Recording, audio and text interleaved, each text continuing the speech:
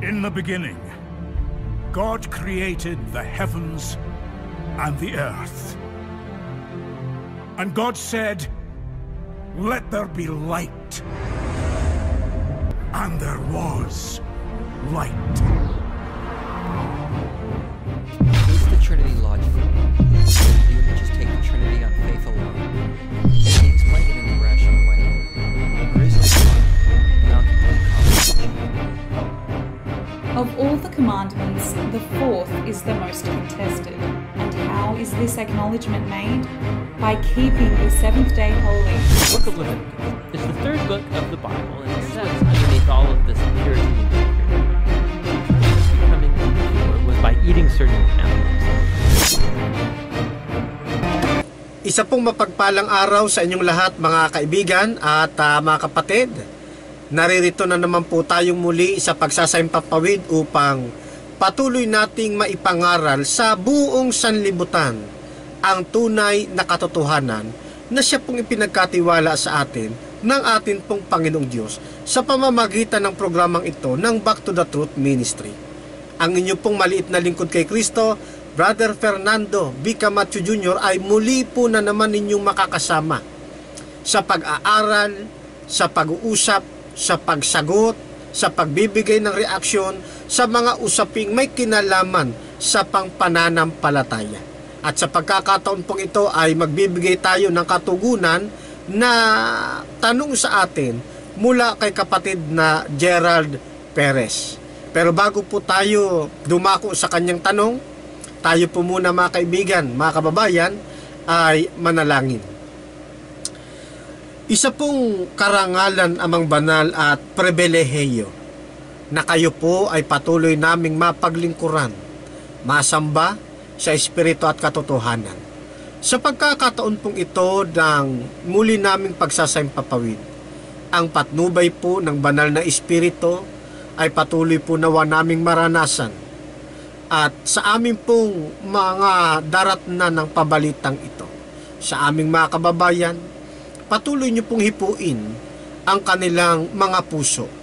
Dumating po ang pagkakataon sa kanilang buhay na kami po'y magkaisa ng pananampalataya sapagkat sila ay patuloy na lalapit sa inyo at yayakapin ang tunay na aral na amin pong ihahayag sa pagkakataong ito.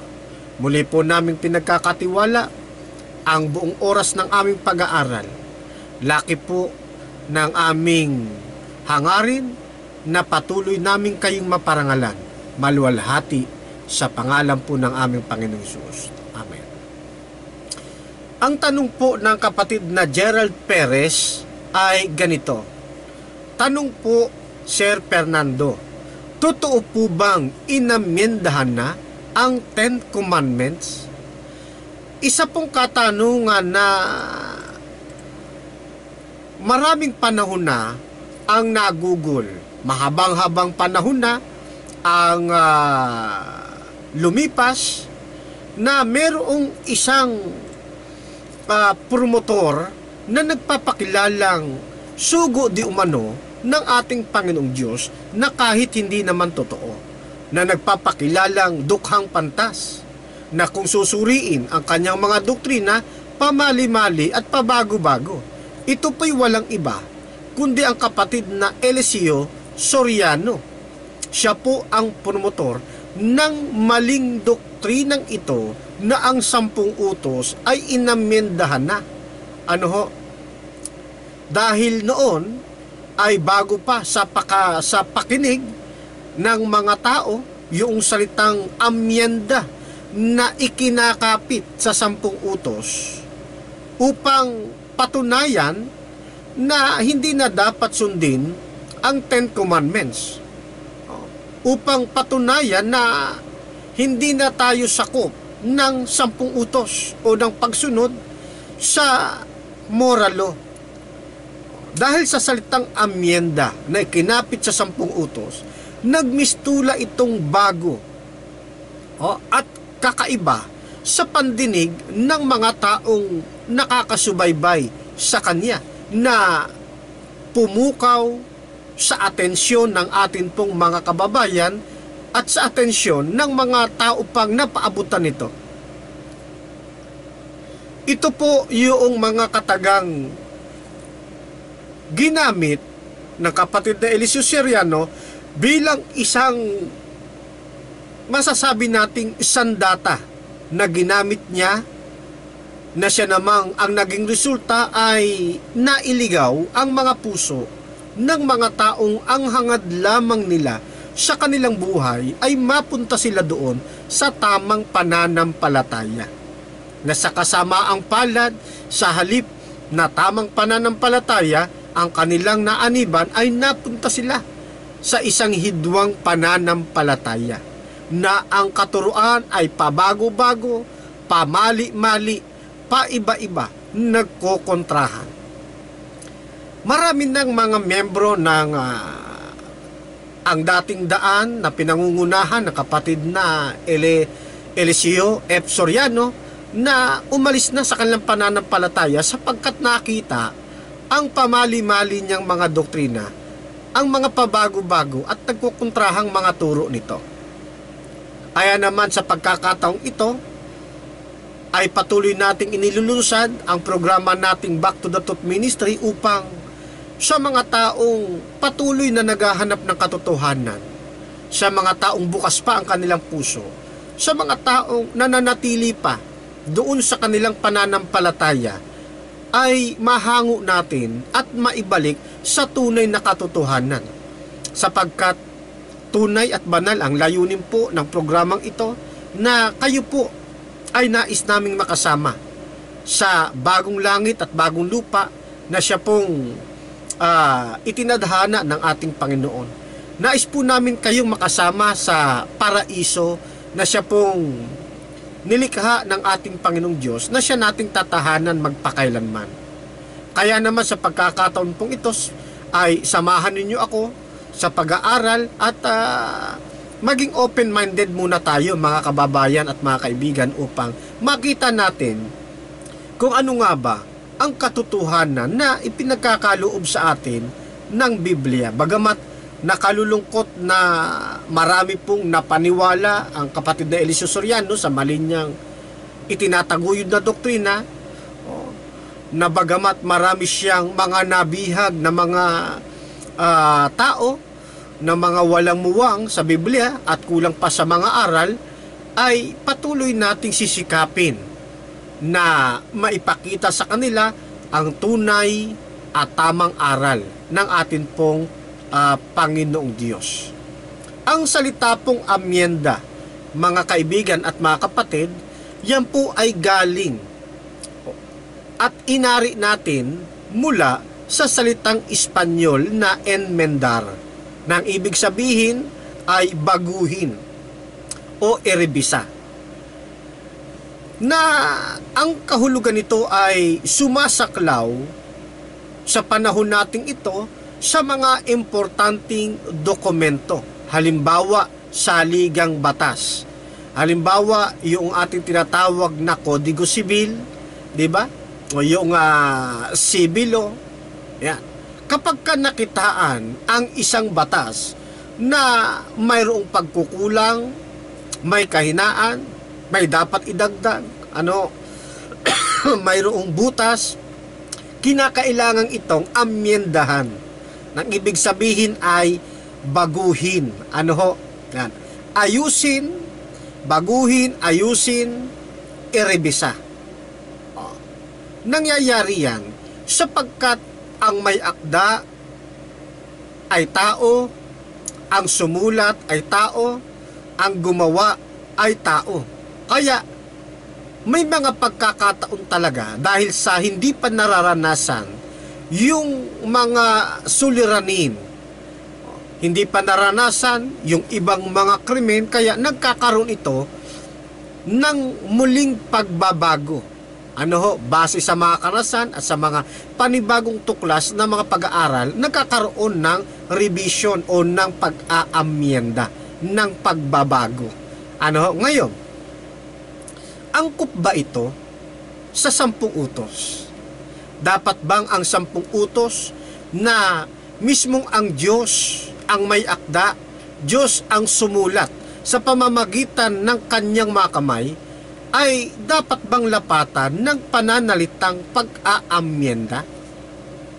Kasi nga kapag kasinabing pag-aamyenda, ang ibig sabihin, ang isang batas ay nakitaan ng kahinaan, nakitaan ng pagkakamali, may pagkukulang, mayroong butas. Tanong, yung bang 10 utos na isinulat ng ating Panginoong Diyos sa pamamagitan ng kanyang mga daliri doon sa 2 tapyas ng bato, mayroon ba itong pagkakamali? Mayroon ba itong kahinaan? Mayroon po ba itong pagkukulang? May butas po ba ito? Kaya kinakailangang isa lang sa pag-aamyenda? Ganito ho ba? Kapag ganito po ang inyong iniisip, parang sinabi na rin po ninyo na ang Diyos ay mayroong kahinaan, may pagkukulang. Bakit? Sapagkat sumulat siya sa pamamagitan mismo ng kanyang mga daliri sa 2 tapyas ng bato na kautusang may pagkukulang. Kautusang may kahinaan. Kautusang mali. Lalabas niyan, mahina pala yung Diyos na gumawa nito. May pagkukulang pala ang Diyos na sumulat nito. Kaya nga, sa panig naming mga Adventista, hindi po kami naniniwala na yung kautusan ng atin pong Panginoong Diyos na siya mismo ang may gawa, na ang kanyang mga kamay mismo ang may gawa ay mayroong kakulangan, kahinaan, may pagkakamali. Hindi po ganito ang aming pananaw sa kanyang itinadhanang batas. Hindi ganito kababaw ang pagkakilala namin sa aming Diyos na kinikilala na siyang gumawa ng langit at lupa na may akda ng kanyang mga kamay sa paggawa ng kautusan. Hindi kami naniniwala na ang 10 Commandments na kanya pong ginawa ay dapat amyendahan. Isa pong maling katuruan kapag sinabi natin ang 10 utos ay inamyendahan po ng ating Panginoong Diyos. Kapag ka-Biblia ang ating pagbabasihan, kapag ka-Biblia ang ating pong sasangguniin, Biblia ang ating tatanungin, ilalantad nito ang kautusan ng ating Panginoon, walang pagkukulang. Sapagkat yan ay sakdal na kautusan. Sapagkat ang kautusan ng ating Panginoon ay matuwid, banal, mabuti. Pansinin ninyo at babasahin natin ang isang talata buhat sa aklat ng mga awit. Sa Kapitulo 19, talata po ay 7. Ganito ang ating mababasa. Ang batas ng Panginoon ay batas na walang kulang. Ano po ang sabi? Yaon daw pong batas ng ating Panginoon, batas na walang kulang. Papaano mo aamyendahan ang isang batas na wala palang kulang? Di ho ba? Ang inaamyendahan lamang yung may kahinaan, may kakulangan. Mayroong butas. Subalit dito, ipinakikilala sa atin na ang batasan niya ng ating Panginoon, batas na walang kulang. Kaya, maling isipin na ang batas na ito na walang kulang, aamyendahan. Di ho ba? Nasaan ang lohika? Katulad ng ating binabanggit, ginagamit lamang yung salitang pag-aamyenda. Sa isang dokumento na mayroong kahinaan, pagkukulang, na mayroong butas. Kaya nga, mapapansin natin sa panahon nating ito, kapag kayong halimbawa, nagpagawa ka ng bahay, pagkatapos yung layer ng iyong hagdanan nasa maling sukat, hindi natin naririnig at nababasa o di kaya'y ikinocommand na amyendahan natin ang hagdanan. Hindi ho ba? Wala tayong nababasang gano'n. Ni naririnig man kapag nakita natin na mali yung anggulo ng pagkakalagay ng bintana. Hindi rin natin naririnig o ginagamit yung salitang amyenda na amyendahan natin ang bintana. Hindi po ba? Kahit na nga yung paglalagay ng maling program sa computer, hindi natin sinasabi na amyendahan ang computer. Hindi po ba? Dahil doon siya na ipasok na-install na maling software. Ano ho? Kasi nga, ito po'y ginagamit sa panahon natin ngayon sa isang dokumento na nakitaan ng pagkukulang, nakitaan ng pagkakamali, nakitaan ng butas, na kinakailangang i-improve, na kinakailangang i-upgrade o i-update. Di po ba? Ang sabi ng Panginoon sa pamamagitan ng Biblia, 19:7 ng Aklat ng Mga Awit, ang batas di umano ng Panginoon ay batas na walang kulang. Kaya hindi ho angkop, mga kapatid, na kinakailangan pang amyendahan ang batas ng ating Panginoon. Tuloy natin. Ang batas ng Panginoon ay batas na walang kulang. Ito'y utos na ang dulot sa tao ay bagong buhay. O paano mo aamyendahan ang isang walang kulang na batas na nagdudulot sa tao ng bagong buhay? Di ho ba? Sana po ay napapansin ninyo, nakikita o sana ninyo yung atin pong ipinopoint. Ang batas ng ating Panginoon, wala pong kulang, sabi ng Biblia. At ang dulot nito sa tao, bagong buhay. Kaya wag ho kayong maniniwala doon sa nagpapakilalang dukhang pantas na milyonaryo na ho ngayon na hindi na dapat sundin ang 10 utos. At huwag kayong palalansi sa kanya pong mga kataga na ang doktrina ng Adventist, 10 utos lang ang dapat sundin. Mali po. Matagal ng gasgas po yan. No? Matagal na rin nating sinagot yan. Ngayon, dapat lamang na sundin natin ang batas ng ating Panginoon sapagkat ito ay batas na walang kulang, na ang dulot po sa tao ay bagong buhay. Kaya nga sa pagpapatuloy, yaong kanyang mga batas ay mapagtitiwalaan, nagbibigay ng talino sa pahat ang kaisipan. Napakalinaw po, mga kaibigan, mga kapatid. Ito palang batas ng ating Panginoon na walang kulang, na ang dulot sa tao ay bagong buhay, ay isa pong batas na mapagkakatiwalaan. Kaya paano mo aamyendahan yan? Walang pagkukulang, mapagkakatiwalaan, dulot ay bagong buhay. Paano mo aamyendahan? Di ho ba?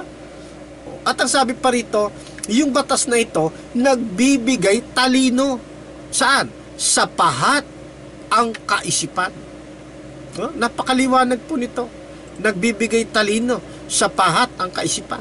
Kaya nga tayo dito sa panig ng Seventh-day Adventist, kahit na anong panunuligsa, kahit na anong pagtutol ang kanilang gawin, pag-alipusta, pagyurak sa dangal ng Ten Commandments, sa dangal ng batas ng ating Panginoong Diyos, hindi tayo natitinag. Bakit?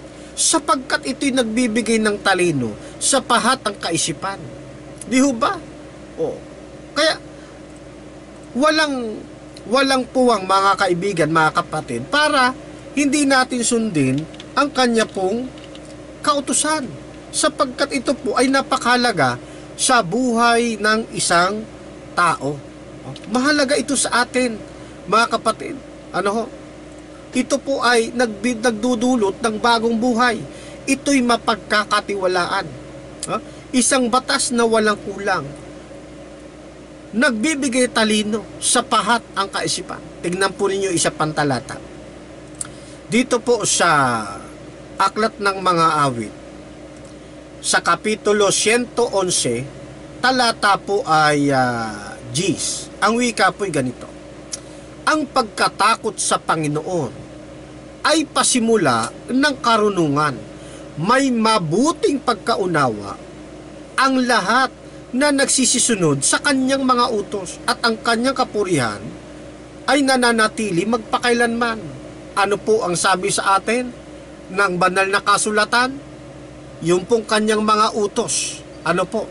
Ang sabi doon sa una nating binasa, nagbibigay talino sa pahat ang kaisipan. Sa talatang ito, yaon daw pong sumusunod sa kanyang mga utos, mayroong mabuting pagkaunawa. Tandaan po ninyo, yung sumusunod sa 10 utos, yung sumusunod sa batas ng ating Panginoon, yung sumusunod sa kautusan ng ating Panginoon, mayroong mabuting pagkaunawa. Tanong, mayroon din po ba kayong mabuting pagkaunawa?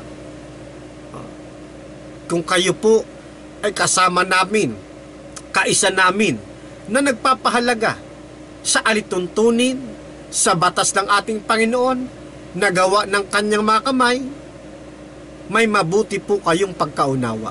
Pero, kung kayo ay kabilang doon sa grupo ng mga taong yumuyurak sa dangal ng kautusan ng ating Panginoon at nagsasabing hindi na dapat sundin, sapagkat ito'y binago na, sapagkat ito'y inamyendahan na, I'm sorry to tell you mga kapatid, wala po kayo sa mabuting pagkaunawa sa kanyang kautusan. Bakit? Maliwanag ang sinasabi ng Biblia. Uulitin ko po. Ang pagkatakot sa Panginoon ay pasimula ng karunungan. May mabuting pagkaunawa ang lahat na nagsisisunod sa kanyang mga utos. At ang kanyang kapurihan nananatili magpakailanman. Maliwanag ang Biblia. Kaya nga doon sa 19:7 ng una nating binasa, ito anya'y nagbibigay talino sa pahat ang kaisipan. Kaya, inaanyayahan ko po kayo mga kababayan, mga kapatid, na iwan na ninyo yang maling pananampalataya na naipandaya sa inyo. Mayroon pang pagkakataon, may panahon pa upang muli ninyong maituwid ang inyo pong buhay pananampalataya. Yakapin po ninyo ang tunay na katotohanan na amin pong ipinaglilingkod sa inyo. Ito pa isa mga kababayan, mga kapatid. Bakit maling isipin na ang kautusan ay inamyendahan? Bukod sa wala itong kulang, bukod sa ang dala nito sa tao ay bagong buhay na siyang batas na mapapagkatiwalaan, ganito pang ang mababasa natin sa Roma 7 talatang 12. Kaya nga, ang kautusan ay banal, at ang utos ay banal, at matuwid, at mabuti. Sa wikang Grego po kung saan hinango ang Roma 7 talatang 12, yun pong salitang banal ay nangangahulugan pong ibinukod ng ating Panginoon. Binukod, binindisyonan, isang espesyal. Kaya nang sabihin, ang kautusan ng Panginoon ay banal, ang ibig sabihin din po niyan, ang kautusan ng Panginoon ay espesyal. Ang kautusan ng ating Panginoon ay itinangi. Ang kautusan ng ating Panginoon ay ibinukod. Binindisyonan.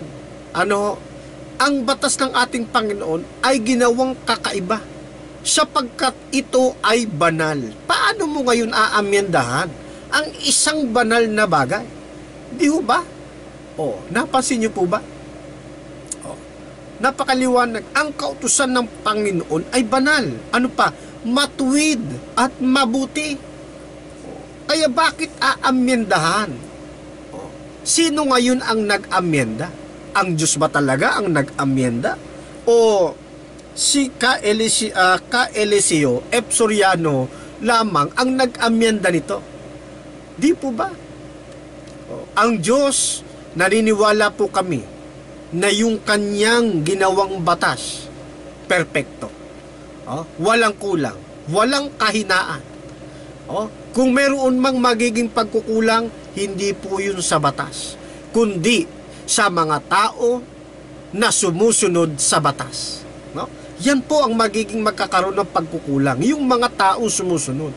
Pero, para sabihin yung batas mismo ng ating Panginoon na walang kulang, na nagbibigay ng bagong buhay, na mapapagkatiwalaan, na banal, matuwid, mabuti, nagbibigay talino sa pahat ng kaisipan, magkakaroon ng amendasyon. Malabo yatang isipin yon. Di po ba? Malabong mangyari yon. Okay? Kaya nga makikita natin mga kaibigan, na tila baga kulang talaga ang pag-aaral ng kapatid na Eliseo Soriano at maging yung kanyang mga disipulo tungkol po dito sa pinag-aaralan nating kautusan ng ating pong Panginoong Diyos na pinasukan ng salitang pag-aamyenda. Marahil nga siguro sapagkat hindi sila ang tunay na isinugo ng ating pong Panginoong Diyos, sapagkat kung talagang sila isinugo ng ating Panginoong Diyos, ang kanila pong paniniwala, doktrina dapat kaisa ng Biblia at sila kaisa natin. Hindi ba? Kaya lang nakikita natin may pagkukulang at may pagkakamali. Tandaan natin, lahat po ng kautusan doon sa 10 utos sa Lumang Tipan, hindi po nagkaroon ng pag-aamenda. At ito po ay nananatili hanggang sa panahon natin ngayon. Huwag pong isipin ng sinuman na yung 10 utos, hindi po tayo saklaw. Mali po yun. Huwag nating isipin na yung 10 utos, hindi na umiiral sa bagong tipan. Hindi po totoo yun mga kapatid at mga kaibigan. Yung po ay turo lamang ng mga taong nangamali sa kanila pong pananampalataya, mali sa kanilang ginawang pag-aaral at pagsusuri ng Biblia. Kaya yun ang naging resulta. Sabi nga naman ng Biblia, maraming nagsisipag-aral, kailanpaman hindi nakarating sa pagkaunawa. Bakit? Sapagkat hindi sila ang sugo ng ating pong Panginoong Diyos. Sa banal na kasulatan, ang sugo ng ating Panginoong Diyos, sa Kanya ipinagkatiwala yung mga aral ng ating Panginoon. At Siya ang magbibigay ng pagpapalaganap sa buong sanlibutan. Kaya nga, ang Seventh-day Adventist, tambak ang kanyang mga ministeryo, mga programa sa himpapawid. Andyan ang iba't ibang mga programa para may pangaral ang ebanghelyo ng ating Panginoon, maabutan ang buong sanlibutan. Sapagkat yan ang tungkulin na atin pong tinanggap sa Diyos. Na ipangaral natin yung pong tunay na katotohanang ipinagkatiwala niya sa kanya pong bayan.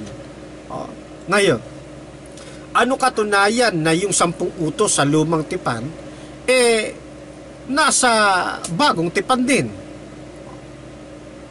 Tulad halimbawa ng utos na huwag kang magkakaroon ng ibang Diyos. Yan po ba ay nasa Bagong Tipan din? Opo mga kapatid, nasa Bagong Tipan din. Yan ay nasa Kapitulo 4, talatang 10 ng aklat po ng Mateo. Kaya, yung po nga unang utos na huwag kang magkakaroon ng ibang Diyos, hindi po nawawala sa Bagong Tipan. Nang sabihin ng ating Panginoon, humayo ka Satanas sapagkat nasusulat, sa Panginoon mong Diyos sasamba ka at Siya lamang ang iyong paglilingkuran. Ano ibig sabihin nun? Ang ibig lamang sabihin nun, huwag kang magkakaroon ng ibang Diyos. Di po ba? Kaya lahat ng 10 ng detalye ng 10 utos, yung 1 to 10, nasa New Testament din mga kapatid. Yun pong nababasa natin sa Exodo 20, talatang 4 hanggang 6, nasa Bagong Tipan din. Mababasa naman po ninyo yan dito sa Kapitulo 17, talatang 29 ng Aklat ng Mga Gawa, gayon din sa Juan 5:21. Ano po? Sa pagkakataon pong ito ay hindi ko na muna babasahin ng isa-isa. Kundi bibigay ko na lamang sa inyo yung pong mga teksto at kayo na po ang bumasa. Pero pinatututuhanan ko po na yung 10 utos sa Lumang Tipan ay nasa Bagong Tipan din. At yan, walang naganap na amendasyon. Yung batas na inyo pong mababasa sa Kapitulo 20, ng Exodo, talatang 7, nasa bagong tipan din. Mababasa naman po ninyo yan diyan sa unang Timoteo, Kapitulo 6, talata ay 1. Gayon din naman yung ika-4 na utos, yung tungkol sa pangingili ng Sabat na nasa Kapitulo 20, mga talatang 8 hanggang 11 ng Exodo, no? Nasa bagong tipan din po. Mababasa naman po ninyo yan sa Kapitulo 4, talatang 9 at 10 ng aklat ng mga Hebreo. Kaya hindi po nawawala eh. Ito pa, yung nasa Kapitulo 20, talatang 12 ng Exodo, yung paggalang sa ama't ina, paggalang sa magulang, nasa bagong tipan din po. Mababasa naman po ninyo yan diyan sa Kapitulo 19, talatang 19 ng aklat ng Mateo. Kaya nang sabihin sa Exodo 20, talatang 12, igalang mo ang iyong ama at ang iyong ina. Pagdating sa 19, igalang mo ang iyong ama at ang iyong ina. Nandoon din at hindi po nawawala. Kaya wala namang pag-aamyenda na nangyari dito. Walang pag-aalis, no? Walang naging pagbabago. Kung ano yung utos sa Ten Commandments, siya pa rin namang utos dito sa bagong tipan. Ano katunayan na ginagamit pa nila yung Ten Commandments sa panahon ng bagong tipan? Pansinin po ninyo ito, mga kaibigan, mga kapatid. Samantala, ang ating Panginoong Hesus sa pagkakataong ito, umakyat na ho sa langit. Wala na ho ang ating Panginoon, nasa langit na po siya. At ang nagpapatuloy ng gawain, yun pong mga alagad. Pansinin po ninyo, sa Kapitulo 6 ng aklat ng Epeso, talatay 2, ganito po ang ating mababasa. Igalang mo ang iyong ama at ina, na siyang unang utos na may pangako. Saan po hango ito, mga kapatid?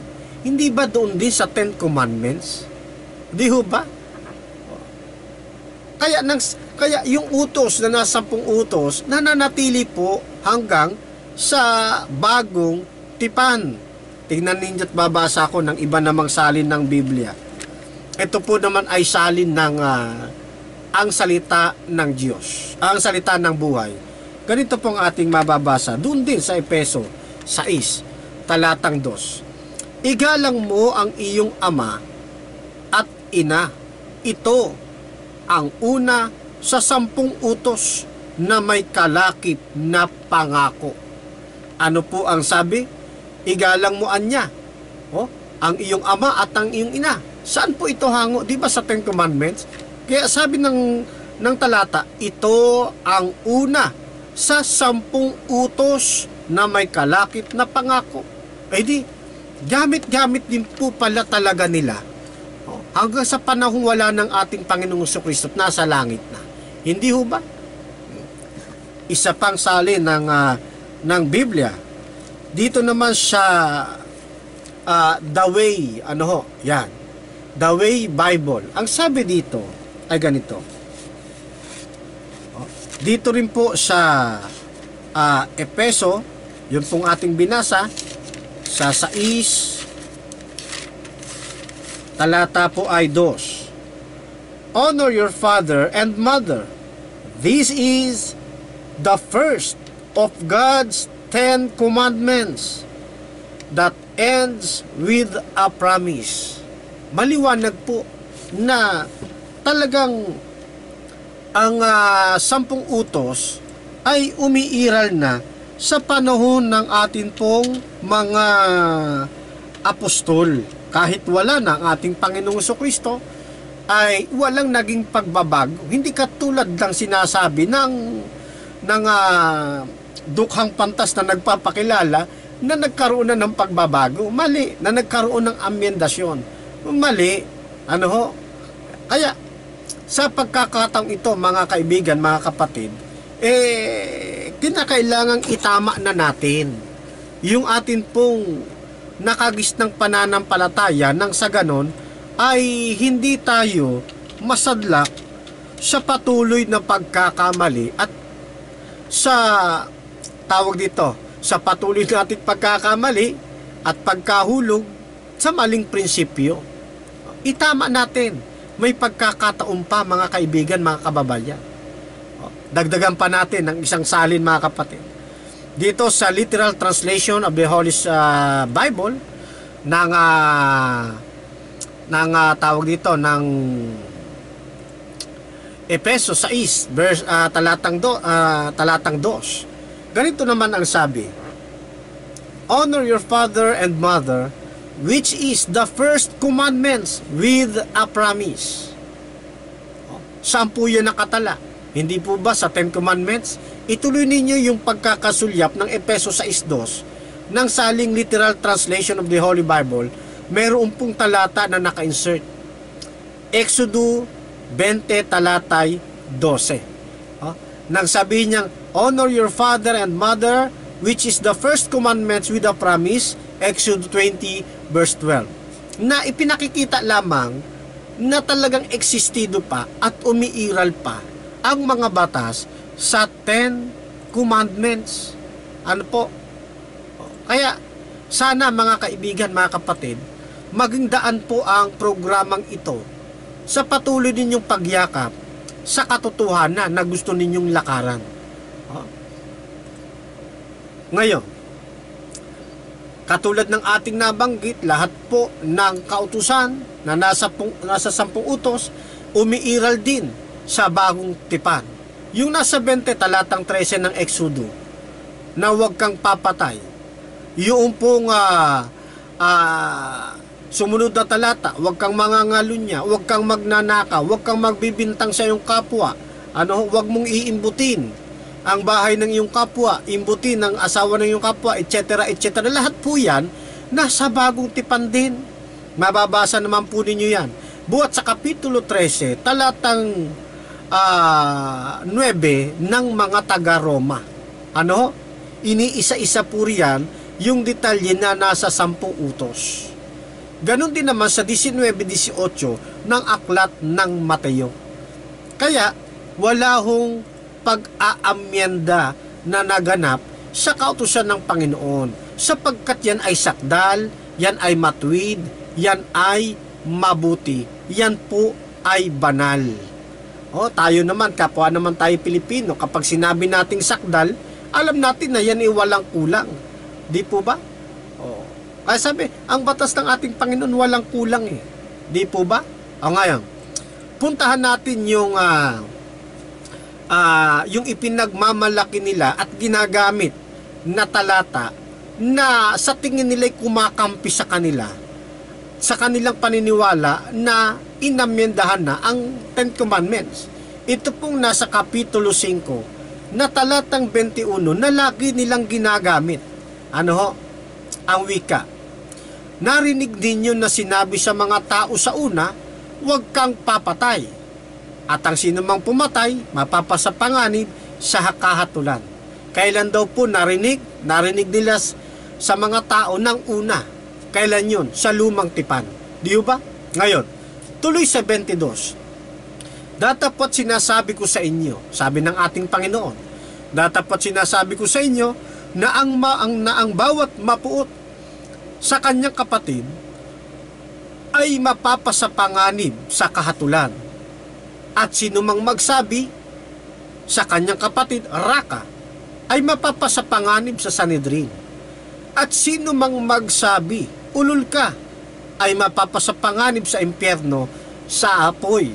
Kaya, sabi ng mga kaibigan natin sa grupo ng Ang Dating Daan na pinangungunahan ng kapatid na Eliseo Soriano, narinig niyang sinabi sa mga tao doon sa 10 utos. Pero ngayon, nang sabi ng ating Panginoon, datapot sinasabi ko sa inyo, nang ibig daw pong sabihin, sa pagkakataong yon, sinasabi ng ating Panginoon na mapuot ka lang sa iyong kapatid, nagkakasala ka na. Na dati-rati, magkakasala ka kapag ikaw pumatay. Ngayon, hindi na sa aktual na pagpatay, kundi mapuot ka lamang, nagkakasala ka na. Kung titignan ninyo mga kaibigan, mga kapatid, yung argumento nilang ito napakahina. Para bagang tama sa isang sulyap, lalo na't wala kang alam sa Biblia, lalo na't ay kulang pa ang ating pong narating na pag-aaral sa Biblia, para bagang tama, para bagang totoo. Di ho ba? Dahil doon sa pagkakasalaysay sa wikang Tagalog na narinig ninyo na sinabi sa mga tao ng una, huwag kang papatay. Datapwat sinasabi ko sa inyo, no? Na mapuot ka lamang sa iyong kapatid. So para bagang sa biglang pandinig, para talagang merong inaalis na kautusan at nag-i-insert ng panibagong batas. Hindi po ba parang ganun ang lumalabas? Ano? Ngayon, kung susundan po natin yung pong ganyang argumento, hindi rin po aakma sa panahon nating ito. Alam niyo ho ba kung bakit? Marami ho ngayon ang pumapatay ng kanilang kapwa-tao. Hindi po sila napupuot. Halimbawa, yung mga drug addicts, yung mga addict na sa kanilang pagkakarga, pumutok yung kanilang tama. Napagtripan nila ngayon, pumatay ng tao. Pinatay nila dahil lamang sa trip na kanila pong nararanasan, hindi dahil sa puot. Paano ngayon yan? Lalabas na yung pagpatay ng tao ngayon na walang puot, hindi siya nagkasala, ganun po ba? Hindi po, mga kaibigan, mga kapatid. Kaya sablay po yung paniniwala na hindi na batas yun sa panahong ito, na binago na. Na pagdating ng bagong tipan, yung mapuot ka lamang, nagkakasala ka na, lalo pa, ikaw'y papatay. Para bang yung pagpatay nakasalalay sa pagkapuot, mali na po itong pangangatwiran, mga kaibigan. Yung mga upahan, yung mga hard killer, di ba? Yung mga hard killers, makikita natin, pumapatay sila, hindi dahil sila napupot doon sa tao, kundi dahil sila'y mga upahan. So dito, mga kaibigan, mga kapatid, hindi po akma na pangangatwiran sa panahong Kristiyano, mapuot ka lang, nagkakasala ka na. Hindi po. Hindi po akma. Tas aalisin mo ang 10 Commandments. Tandaan natin, mga kapatid, yun pong pagkapuot, hindi lamang sa bagong tipan lumabas. Yan po ay batas na at umiiral na sa lumang tipan pa. Ito siguro ang nakalimutang mapag-aralan ng atin pong mga kaibay sa pananampalataya. Napagkamalan nila, akala nila yung pagkapuot sa bagong tipan lamang lumabas. Hindi po, umiiral na rin po yan sa lumang tipan pa. Pansinin nyo at babasa ako ng talata. Buhat sa 19, talatang 17 ng Levitico. Pansinin ninyo, panahon pa ito ni Moises. Levitico 19:17. Huwag ninyong kapupuutan ang inyong kapatid sa inyong puso. Tunay na inyong sasawayin ang inyong kapwa at huwag kayong magtataglay ng kasalanan dahil sa kanya. Meron na bang batas tungkol sa pagkapuot? Meron na. Napakalinaw. Huwag ninyong kapupuutan.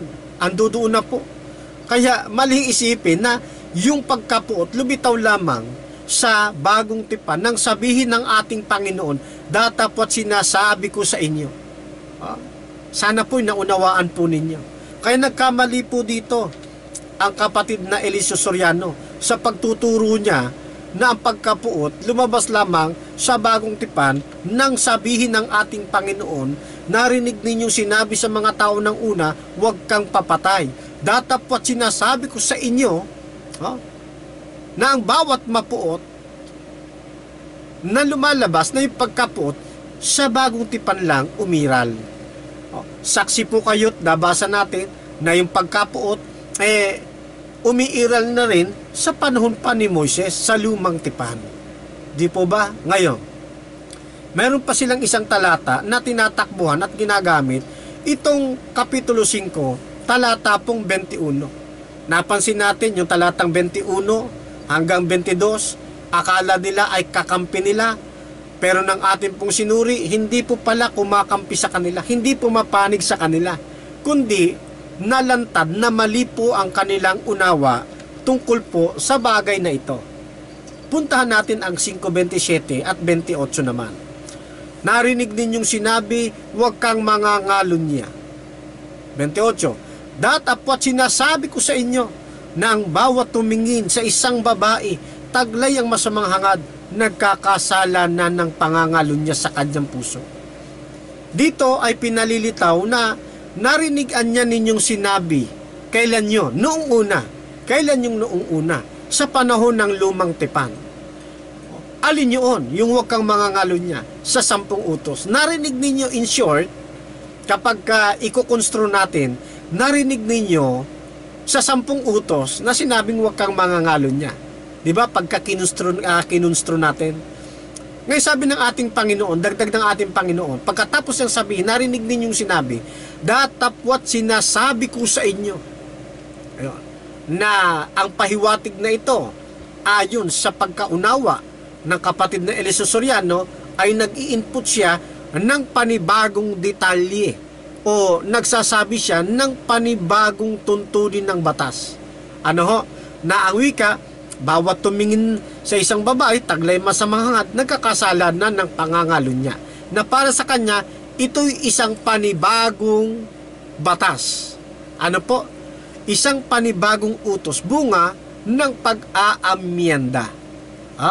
Ngayon, totoo ba ito mga kapatid, mga kaibigan, na yung pagtingin lamang sa isang babae, lumabas lamang sa panahong ito ng bagong tipan? Totoo kaya yun? Maliho mga kapatid, mga kaibigan. Sapagkat yung batas na yan, matagal nang umiiral sa lumang tipan pa. Ano ho katunayan na umiiral na yan sa lumang tipan pa?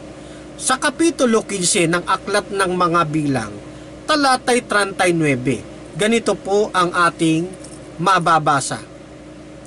At sa inyo'y magiging isang tirintas upang inyong mamasdan at inyong maalala ang lahat ng mga utos ng Panginoon at inyong tuparin, at upang huwag kayong sumunod sa inyong sariling puso at sa inyong sariling mata na siya ninyong ipinang-aapid. Kaya po, yung utos na nasa Kapitulo 5:28 ng Mateo, umiiral na rin po yan sa matandang tipan. Dito sa Bilang 15:39 ay nabanggit din ng pag-iral ng batas na ito. Ngayon, ang pakli po nila rito ganito mga kapatid. Brother Fernando, nagkamali ka. Kasi doon sa Mateo 5:28, ang wika doon, yung pagkakasala sa pagtingin, pangangalunya. Yan naman pong binasa ninyo sa 15:39 ng Aklat ng Mga Bilang, hindi pangangalunya, kundi pakikiapid. Magkaiba po yung pangangalunya at pang-aapid. Totoo yun mga kaibigan, mga kapatid. Kapag ang kukunin nating lingwahe, yung atin pong sariling lingwahe dito sa Pilipinas, at yung lingwahe sa ibang bansa, sa panahon nating ito, katulad halimbawa sa Amerika, talagang magkaiba yung pangangalunya at pakikiapid. Pero sa pagkakataong ito, dapat ninyo pong maunawaan na yung salitang pangangalunya sa 5:28 ay nangangahulugan din ng pakikiapid. Yan po ay nasa terminong moikeio. Nang ibig sabihin ng salitang moikeio sa wikang Grego ay makiapid, mapangalunya, mapangaliwa.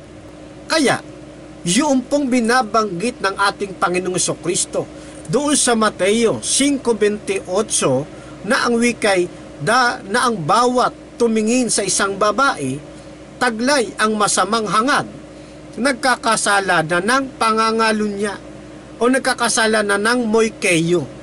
Nang ibig sabihin, nagkakasala na ng pangangalunya, nagkakasala na ng pakikiapid, nagkakasala na ng pangangaliwa. Sana po may natutunan kayo tungkol sa bagay na yan. Gayon din naman ang ginamit sa Bilang 15:39 nang sabihin ng ating Panginoong Diyos, sa inyo'y magiging isang tirintas upang inyong mamasdan at inyong maalala ang lahat ng utos ng Panginoon at inyong tuparin at upang huwag kayong sumunod sa inyong sariling puso at sa inyong sariling mga mata, na siya ninyong ipinangmumoy kayo. Ayan. Na siya ninyong ipinangangalo niya. Na siya ninyong ipinang-aapid. Na siya ninyong ipinangangaliwa. Yan po ang katotohanan. Kaya yung batas na binanggit ng ating Panginoon sa 5:28 ng Mateo, batas na rin sa lumang tipan. Kaya maling-mali na iisipin po natin, mga kaibigan, na yung pong batas na binanggit ng ating Panginoon doon sa Mateo 5:28 ay isang bagong batas na kanyang ini-implement sa bagong tipan. Mali ho, mga kaibigan. Yan po ay dati ng batas na binabanggit lang muli ng ating Panginoong Hesukristo upang mabigyan ng diin at linaw, upang mabigyan ng mas malawak na pananalaysay, na isang malawak na pagpapaliwanag tungkol sa maliit nilang pagkakaunawa sa detalye ng 10 utos. Yan po ang katotohanan niyan, mga kapatid. Bakit? Sapagkat kung nagkaroon talaga ng pag-aamyenda, disin sana ang ginamit sa tekstong Grego ng bagong tipan, sa partikular na mga talatang yon, ay dapat mababasa natin na ego didasko homen ho entolen kainin. Dapat ganun po ang ating mababasa sa tekstong Grego para sabihin natin nagkaroon talaga ng pag-aamyenda at merong bagong batas na isinusulong ang ating Panginoong Hesukristo. Pero hindi po ganun ang nasa Gregong kasulatan ng bagong tipan, kundi mababasa natin lamang yung mga salitang ito sa wikang ego delego homen. Nang ibig sabihin ay binibigyan lamang niya ng lawak ng pagpapakahulugan yun pong maliit nilang pagkaunawa sa detalye ng kautusan. Ipinapahayag lamang ng ating Panginoon o sinasabi niya sa pamamaraang pagpapalawak ng scoop ng nabanggit na mga kautusan sa bahaging po yun. Hindi po ito pag-insert o pagsasabi ng isang panibagong utos, mga kapatid. Yan. At I hope na ako po ay inyong nasusundan dito po sa aking ginagawang pagpapaliwanag sa inyo. Ni hindi rin sinabi sa tekstong Grego na ego de lego homen ho entole kainin. Wala rin tayong ganong pagbabaybay na nabasa na nag-i-implement ng isang panibagong batas o panibagong utos na isinasa isang tabi na yung 10 Commandments. Hindi po. Wala tayong ganung mababasa. Kahit nga yung mga terminong entole, kainen, dedome, homen, wala rin tayong mababasang ganun eh. Malinaw ang nakalagay sa Biblia. Sa tekstong Grego, ego de lego homen. Yun lamang po. Na ang ating Panginoon ay nag-i-implement. Ang ating Panginoon ay hindi nag-i-implement ng panibagong batas gawa ng pag-aamyenda. Wala pong ganon, mga kaibigan. Yun ay nasa isipan lamang po ng kapatid na Eliseo Soriano. Kaya nga ang kanyang doktrina pamali-mali ho eh. Pamali-mali at hindi mapapagkatiwalaan. Hindi mapapagkatiwalaan, mga kapatid. Katulad nga nung ating nabasa, ang batas ng ating Panginoon, wala po kasi ang kulang eh.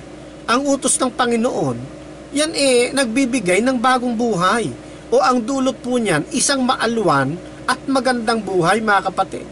tinuturuan lamang tayo ng ating Panginoong Diyos na maging isang maayos na mamamayan. Taglay ang kabanalan na Kanya pong pinagkaloob sa atin. At ginagawa niya tayong maging masunurin sa Kanyang pong mga batas. At ito pong batas na Kanyang ginawa, walang kulang, ang dulot bagong buhay. Itong batas na ito mapapagkatiwalaan at nagbibigay talino sa pahat ang kaisipan. Kaya nga sa isang talata na binasa po natin, yung pong nagsisisunod sa Kanyang mga utos, may mabuting pagkaunawa. Binanggit din ng aklat ng Roma nang binasa natin ang 7:12 na ang kautusan ng Panginoon ay espesyal. Ito ay banal. Ang utos ng Panginoon banal. Ano po? Excuse me. Ang utos ng Panginoon matuwid at mabuti. Kaya hindi mo na ito kinakailangan amyendahan. Si Kaeliseo Soriano lamang ang nag-amyenda ng 10 Commandments at wala ho siyang karapatan na amyendahan ang 10 utos. Kung ang ating Panginoong Diyos nga hindi niya inamyendahan ang Kanyang ibinigay na kautusan, si Kaeliseo Soriano pa kaya bigyan ng otoridad na amyendahan? Wala. Kaya nga nakita natin na alam nyo, maganda rin yung ginawa ng ating mga kaibigang Iglesia ni Cristo. Ibinunyag, ipinakita nila yung pakontra-kontra, yung pamali-maling doktrina ng ang dating daan. Hindi ba? Maraming namulat doon ang palusot ng Kaeli inedit daw po. Sa isang neutral, kagaya namin, mga Adventist. Totoong may pag-e-edit. Pero, sa kabila ng pag-e-edit na yon, yung talagang mga sinalita ni Kaeli, galing talaga sa bibig niya. Talagang nagkokontrahan, mga kapatid. Bali-balik ta rin man natin. Todo tanggi man tayo, hindi natin mailalabas ang katotohanan. Talagang nagko-conflict ang kanyang mga doktrina. Pabago-bago, pamali-mali, bunga po yan ng palpak na aral, mga kapatid.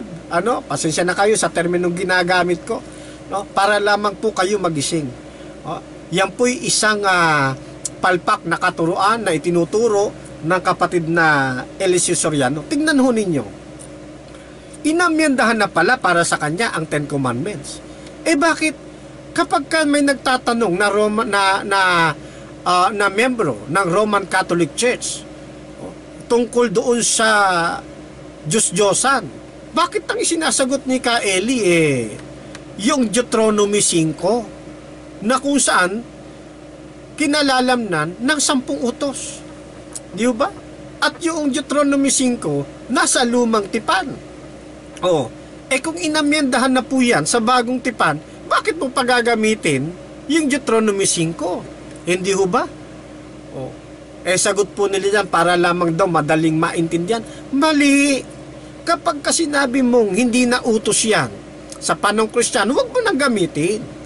Huwag mo nang gamitin kasi nga hindi utos yan. Maging dapat manatili lamang si Kaeli Soriano sa kanya pong tinitindigan.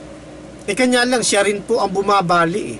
Yung pong pagsisitas niya sa Deuteronomy 5, isang pagbabadya na yun na hindi siya consistent sa kanya pong mga turo. Pansinin ninyo, panoorin po natin. Naman to, imahen o ribulto. Kasi po, sa Katoliko, kagisingan ko na may ribulto. Dito po sa inyo sa dating daan, wala akong nakitang ribulto. Ano po ang pinagkaiba nun? Basahin nga natin ang Bibliang Katoliko na hindi binabasa ng mga pari sa kanyang miyembro. Deuteronomio 5:7 hanggang 9. Ito po, sa Bibliang Katoliko po ito. Huwag kang magkakaroon ng ibang mga Diyos liban sa akin.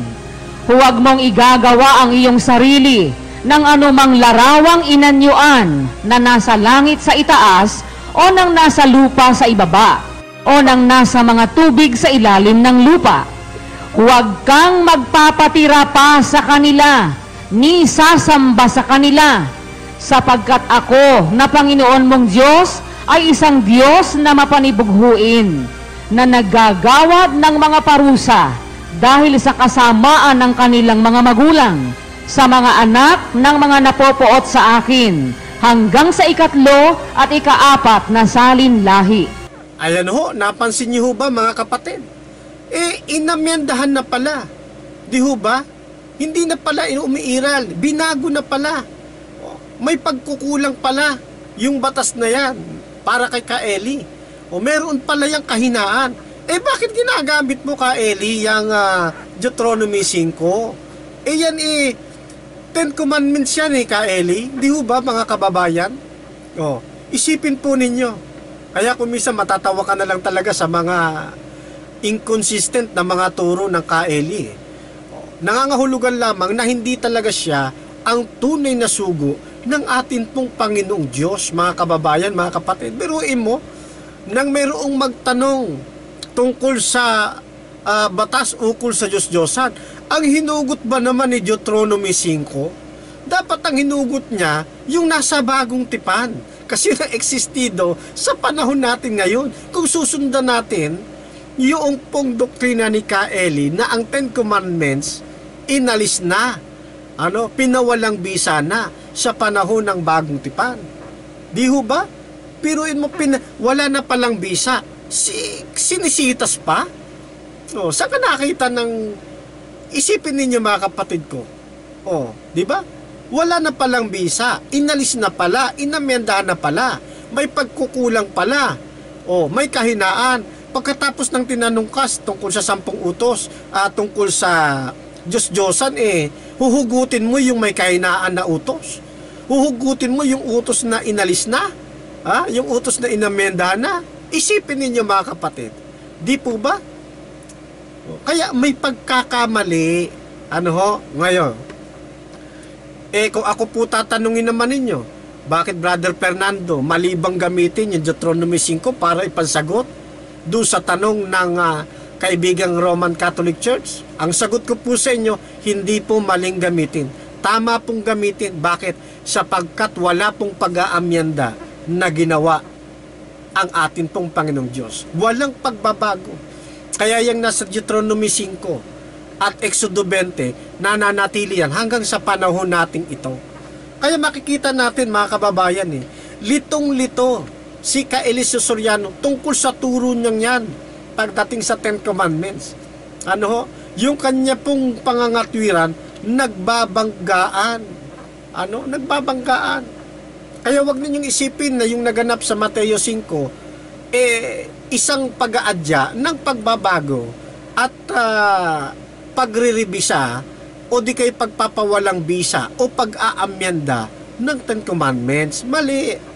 Na yun po ay binanggit ng ating Panginoon upang maunawaan nila yung lawak ng kahulugan ng detalye ng kautusan. Tignan po ninyo. Sa Kapitulo 119, Aklat ng Mga Awit, talata po ay 96. Ganito ang ating mababasa. Aking nakita ang wakas ng buong kasakdalan, ngunit ang utos mo'y totoong malawak. Ano po sabi ng Biblia? Ang utos daw po ng ating Panginoon, totoong malawak. Kaya nang naparito ang ating Panginoon, itinuturo po niya yung kalawakan ng kautusan. Hindi siya naparito para amyendahan, sirain, o pawalang bisa, kundi upang ipakita yung lawak ng kautusan. Kaya dito sa bagong magandang balita Biblia, ganito ating mababasa. Doon pa rin sa 119, talatang 96 ng Aklat ng Mga Awit.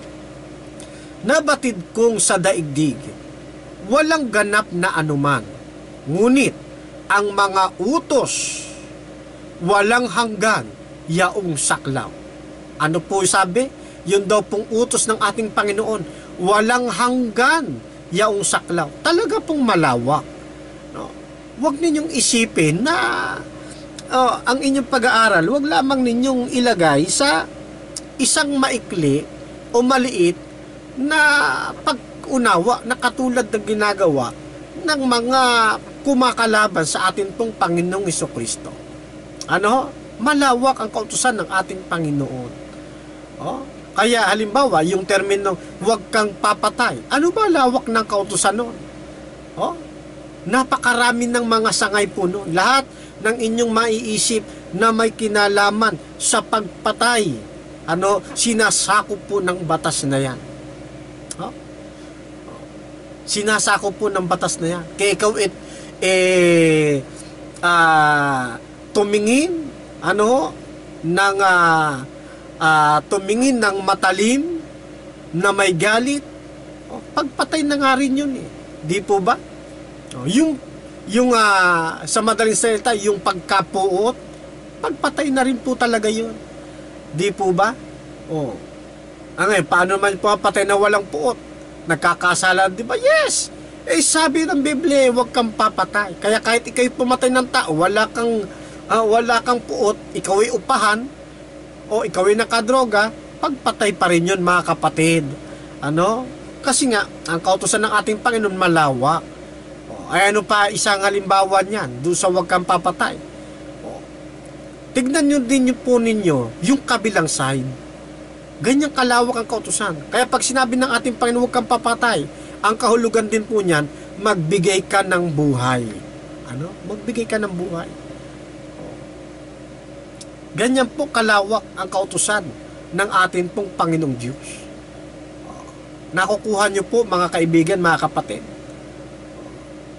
Kaya sabi na aklat ng Kawikaan, sa Kapitulo 6, talatang 23, ang wika po sa atin ganito: sapagkat ang utos ay tanglaw, at ang kautusan ay liwanag, at ang saway na turo ay daan ng buhay.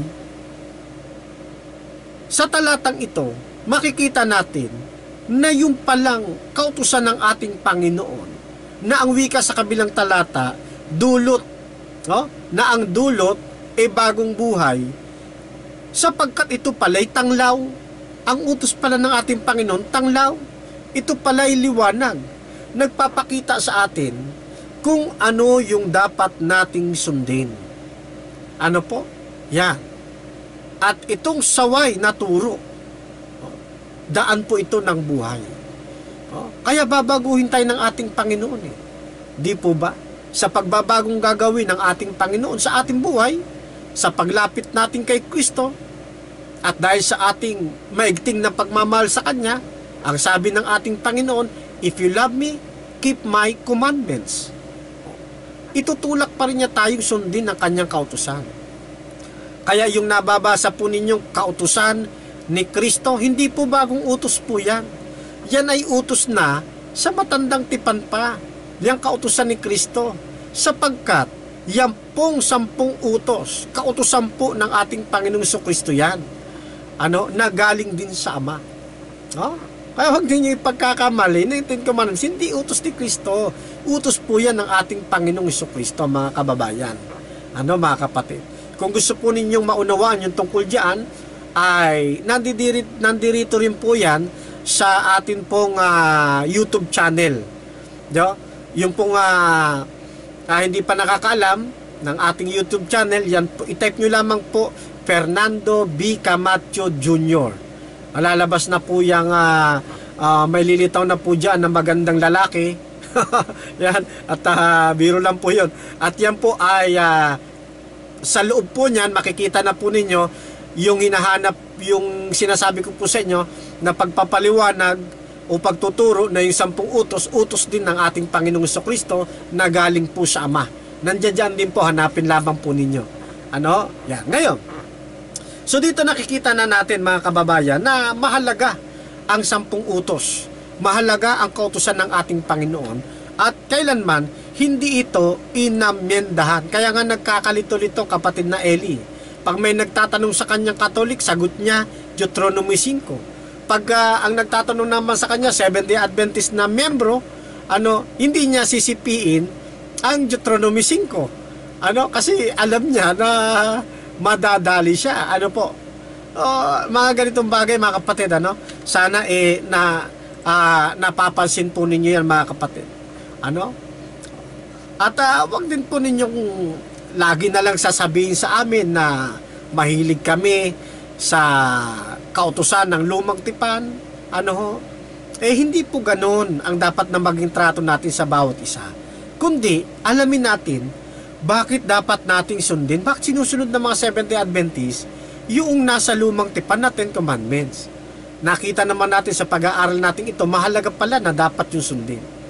Tanawin po ninyong ang 10 utos ay katulad lamang ng isang salamin na nagsasabi sa atin na tayo ay nagkakamali na, tayo nagkakasala na meron tayong nalalabag. Ano ho? Yung salamin nagsasabi sa atin na dapat natin gagawin, ganyan po natin mailalarawan ang kautusan ng atin pong Panginoon. Kaya nga sabi doon, ang kautusan ng ating Panginoon, tanglaw, liwanag. Kapag nasa atin po ang Panginoon, ang kautusan ng Panginoon, di po tayo maliligaw. Bakit? Sapagkat mayroong liwanag sa ating landas na siya nating lalakaran. Ano? At kapag daladala natin ang ilaw, yung liwanag, di tayo maliligaw mga kapatid. Magiging tama ang direksyon ng ating patutunguhan. Ano po? Ngayon, tignan natin ang kautusan bilang isang mahalagang batas na ginawa po ng ating Panginoon. Kilalanin natin ito na isang banal na batas. Sapagkat ito, ang sabi ng 7:12, ito ay banal. Kilalanin natin na ito'y matuwid, ito'y sakdal, ito po ay mabuti. Ano? Pansinin ninyo. Sa isang talata, makikita natin yung pagsunod sa kautusan ng atin pong Panginoong Diyos. Yan po'y isang pagpapatunay na meron tayong tunay. Tandaan po ninyo, meron tayong tunay na pagkakilala sa Diyos. Sa isang talata ng unang Juan 2:3, ganito ang sabi. At sa ganito'y nalalaman natin na siya'y ating nakikilala kung tinutupad natin ang kanyang mga utos. Ano po sabi? Sa ganito anya'y nalalaman natin na siya'y ating nakikilala kung ano? Kung tinutupad natin ang kanyang mga utos. Kaya ang tunay na may pagkakilala sa atin pong Panginoong Diyos ay tumutupad sa kanya pong mga utos. Ngayon, paano naman yung nagsasabing kilala niya, ayaw naman ng kautusan? Katulad ni Kaeliso Soriano at ng iba pang grupo ng pananampalataya, nagsasabi kilala nila ang Diyos pero ayaw naman ng Ten Commandments, ayaw naman ng iba pang mga eksistidong batas. Ganito sabi sa atin. Tuloy lamang natin sa talatang 4. Ang nagsasabing nakikilala ko siya at hindi tumutupad sa kanyang mga utos ay, ano daw po, sinungaling at ang katotohanan ay wala sa kanya. Pansinin po ninyo, napakabigat na salaysayin na binitawan ni Apostol Juan. Ang nagsasabi anyang nakikilala ko siya, pero hindi naman tumutupad ng kanyang mga utos. Ang tawag po riyan, sinungalingan niya. At walaan niya yung katotohanan doon sa kanya. Kaya, ang isang tunay na may pagkakilala sa Diyos, taglay-taglay ang pagiging masunurin sa kautusan. Kaya nga pagdating ng Apokalipsis, di ho ba? Naritoan niya ang pagtsatsaga ng mga banal. Ano katangian ng mga banal na binabanggit? Nang nagsisitupad sa kanyang mga utos. Di ho ba? At may pananampalataya ni Jesus. So nakita natin mga kapatid, mahalaga talaga ang kautusan ng ating Panginoon. Walang amyendasyon na naganap. Kaya nga kagaya na sinasabi ko sa inyo, ang Kaeli masyadong litong-lito sa kanyang mga pagtuturo. May isang pagkakataon, sasabihin niya, hindi na umiiral. Pagkatapos sa pagkakataon, isisipiin niya yung 10 utos. Lalo kapag nagtanong, Roman Catholic Church, kagaya nung napakinggan natin kanina. Di ba?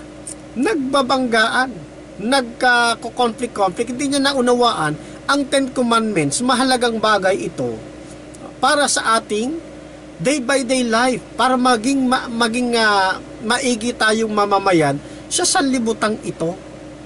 Ano? Kaya litong-lito ang kailisusurian. At siyempre, yung tunay na kumikilala sa Diyos, sabi ng talata, tumutupad ng kanyang mga utos. Di po ba? Yan ang mga taong pinananahanan ng banal na espiritu, mga kaibigan ko at mga kapatid. Naalala ko tuloy na merong isang tawag dyan na isang pahayag ang kapatid na Eliso Soriano. Eto, ginamit na naman niya yung Ten Commandments. Ano po, nang meron ulit magtanong sa kanya.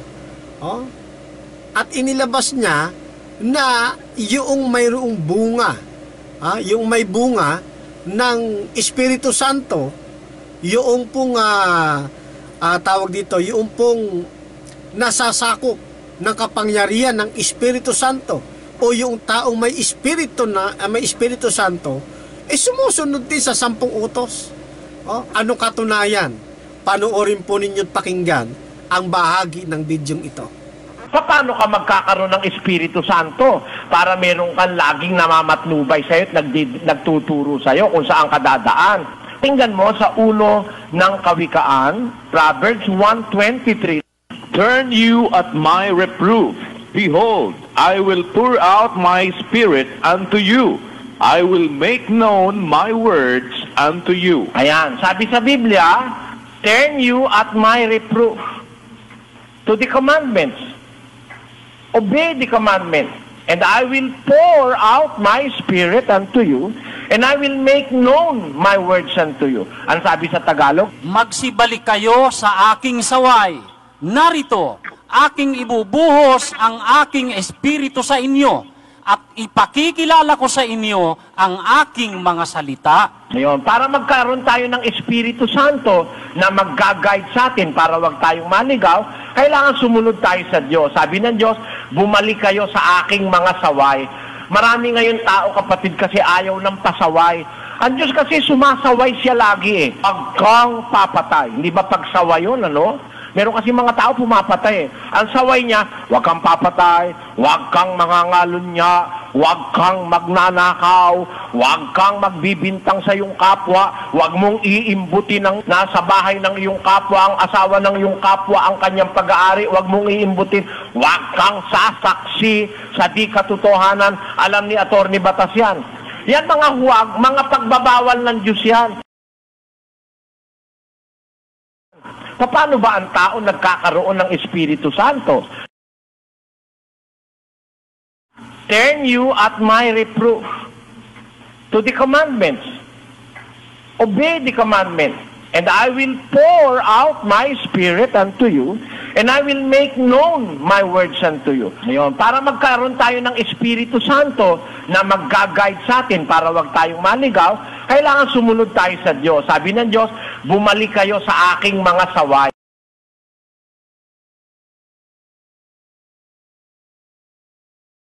Di ho ba? Kaya matatawa ka na lamang, mga kaibigan, mapapailing ka na lamang Akala ko ba wala na ang Ten Commandments? Akala ko ba paso na ito? Pinaglipasan na ito, niluma na ito, inalis na ito, pinalitan na ito, inamyendahan na ito. Bakit ginagamit na naman ng ka-Eliso Soriano? Di ba? Isipin niyo ulit, mga kapatid, tama bang katuruan po yan? Sasabihing wala na, sasabihing inamyenda na, sabihing lumipas na, niluma na, pinalitan na ng bago. Pagkatapos pagpapaliwanag mo, gagamitin mo uli. At ginamit mo pang pagpapatotoo yung Ten Commandments doon sa mga taong may Espiritu Santo. Di ba? Isipin mo ninyo yan, mga kaibigan ko. Nagpapakita lamang, mga kapatid, na dapat na talaga ninyong iwanan ang inyong pananampalataya kung kayo'y naririyan sa panig na yan. Ano? At doon naman sa mga kababayan natin na katulad rin ng kapatid na Eliso Soriano, ang pangangatwiran at paniniwala, magkasya kayo sa katotohanan ito na ating pinaglilingkod. Hindi pa huli ang lahat, mga kapatid. Kaya nga sabi, inuulit-ulit ko yung talata ang kautusan ng Panginoon sakdal, nagsasauli po yan ng kaluluwa. Ang kautusan ng Panginoon tunay, matuwid, mabuti, at banal, nagpapapantas sa hangal. At yung sumusunod rito, may mabuting pagkaunawa. Tandaan natin yan, mga kapatid, may mabuting pagkaunawa. Kaya, ang sabi ng Biblia, doon sa Isaiah 42, talatang 21, saling magandang balita, ganito ang ating mababasa. Yamang si Yahweh ay isang Diyos na handang magligtas. Kaya, ibinandila niya ang kautusan at mga aral upang sundin ng kanyang bayan. Ano po kanyang ginawa? Ibinandila niya. Alam niyo naman, kapag sinabing ibinandila, talagang ipinakikita ng ating Panginoon. Ibinandila niya yung kanyang kautusan at mga aral para para amyendahan? Hindi po, sabi ng Biblia. Kaya ibinandila niya ang kanyang kautusan at mga aral upang sundin ng kanyang bayan. Tanong, kayo po ba ay bayan ng Diyos? Kung kayo po ay bayan ng Diyos, tinatanggap po ninyo na kayo ay bayan ng Diyos, sama-sama nating sundin ang kautusan ng ating pong Panginoong Diyos na banal, matuwid, mabuti, at sakdal. Huwag kang maniwala na hindi na dapat sundin ang Ten Commandments, sapagkat hindi yan ang pananaw ng bayan ng Diyos. Ang tunay na kumikilala sa Diyos, ang tunay na bayan ng Diyos, sumusunod sa Kanya pong kautusan. Kaya ang ating Panginoong Diyos, ibinabandila niya yung Kanyang kautusan. Ibinabandila niya yung mga aral, para sundin ng Kanya pong bayan.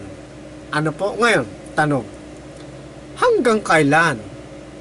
Hanggang kailan natin susundin ang Kanya pong sakdal na kautusan? Ganito po ang ating mababasa sa unang Timoteo 6:14. Saling ang Biblia, natuparin mo ang utos na walang dungis, walang kapintasan, hanggang sa pagpapakita ng ating Panginoong Diyos. Kaya ito po ang itinataguyod natin sa pananampalatayang ito ng Seventh-day Adventist. Tinutupad natin ang utos ng ating Panginoong Diyos nang walang halong pagpapakunwari, walang halong pagpapaimbabaw, kundi taos sa ating puso na sundin ang Kanya pong kalooban. Sapagkat para sa atin, ang kautusan ng ating Panginoong Diyos ay hindi batas na magbibigay sa atin ng pasakit. Hindi batas na magbibigay sa atin ng kabigatan. Tinatanaw natin na ang banal na kautusan ng ating Panginoon ay dapat sundin hanggang sa second coming, hanggang sa siya ay dumating sa ikalawan niyang pagbabalik. At kinikilala natin na isang pribilehiyo, isang karangalan na sundin ang kautusan ng ating pong Panginoong Diyos. Kaya, ang turo ni Kaeliso Soriano, palpak na aral yan, mga kaibigan. Huwag na kayong maniniwala, huwag na kayong pauuto, mga kaibigan. Ang katotohanan, ang tunay na aral na dapat ninyong lakaran, ay ito na pong ipinangangaral natin dito sa Back to the Truth Ministry. Kaya pagdatingan niya ng panahon, pansinin ninyo, sa kahulihang panahon, yung pong kautusan ng ating Panginoon, hindi po nawawala Hindi inamyandahan Actually, nakita pa rin yan sa langit Tingnan ninyo. Sa 11:9 ng Apokalipsis, ang wika, at nabuksan ang templo ng Diyos na nasa langit, at nakita sa kanyang templo ang alin? Ang kaban ng kanyang tipan, at nagkaroon ng mga kidlat, mga tinig, mga kulog, at isang lindol at malaking granizo. So dito makita natin, Sa kahulihang panahon, ang sabi rito ay nakita sa templo ng Diyos yung kaba ng tipan. Ano po laman noon? 10 utos yun, mga kapatid. Kaya, huwag ninyong iisipin na wala na ang 10 Commandments. Huwag po kayong maniwala sa palpak na katuruan ni Ka Eliseo Soriano. Kaya nga, natawa ko dun sa isa niyang video eh. Sabi niya, huwag kayong maniwalaan niya sa akin, sabi ni Ka Eli. Kasi bakit? Palpak di umano eh. Panoorin po ninyo. Sino ang pakikinggan natin? Si Soriano? Palpak din yun. O diba? Kaya huwag kayong maniniwala kay Ka Eliseo Soriano. Bistado na po ang kanyang mga aral. Nasumpungan na natin na wala siya sa katotohanan. Kaya sa kanya pong mga membro ay pinakikiusap natin alang-alang sa kahabagan ng ating Panginoong Diyos. Umalis na kayo sa pananampalatayang yan. Kung mahal ninyo ang inyong mga mahal sa buhay, mahal ninyo ang inyong pamilya, mahal ninyo ang inyong buhay, gusto ninyo magkaroon ng kaligtasan, ay huwag na kayong pasakop riyan. Umalis na kayo riyan, mga kapatid. Hindi yan ang pananampalataya na magtataguyod sa inyo sa Panginoon. Hindi yan ang pananampalataya na magbubunsod sa inyo ng kaligtasan. Ililigaw lamang po kayo ng nagkokontrahan at mali-mali at pabago-bagong aral ng kapatid na Eliseo Soriano. Ito na po yung tanging pagkakataon, mga kaibigan, na sundin natin ang itinadhana, binanal at matwid na kautusan ng ating Panginoon. Kaya ang panawagan ng ating Panginoong Diyos doon sa mga banal, mga kaibigan, mga kapatid, dapat silang magtiis. Pansinin ninyo. Dito sa Apokalipsis 14 talatang 12, bilang panghuling talata na atin pong gagamitin ngayon, ang wika, kaya't kailangang magpakatatag ang mga hinirang ng Diyos. Sino po yun? Yung mga hinirang ng Diyos na yun. Tuloy, ang mga sumusunod sa utos ng Diyos at nananatili sa pananalig kay Jesus. Kaya, ang banal na kasulatan, ang Diyos sa pamagitan ng banal na kasulatan ay nananawagan na ang mga banal ng Diyos dapat magtiis. Anumang pag-alimura, anumang tukso, anumang ginagawang pag-alipusta, pagdadalamhati para sa kanila, kinakailangang magtiis ang bayan ng Diyos. Sino po yan? Ang bayan ng Diyos ng katangian, tumutupad ng kanyang mga utos at patuloy na humahawak ng matatag sa pananampalataya ni Jesus.